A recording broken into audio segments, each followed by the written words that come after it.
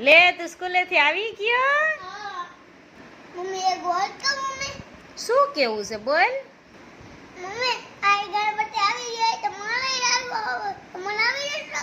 તો લાડવા ખાવા છે? હા તો લાડવા બનાવી દો. હા સારું હાલો ત્યારે તો આપણે લાડવા બનાવી નાખી. હા હૈયાની ખ્વાઈશ ઉપર લાડવા બનવાનું ચાલુ થઈ ગયું છે. સૌથી પહેલા આપણે મસ્ત તેલવાળું મોણ દઈને ભાખરી બનાવી નાખી છે. હવે આપણે ભાખરીનો ભૂકો કરી નાખ્યો છે. ઘી ગોળનો પાક લેવા મૂકી દીધો છે. દ્રાક્ષ પણ તૈયાર કરી દીધી છે નાખવા.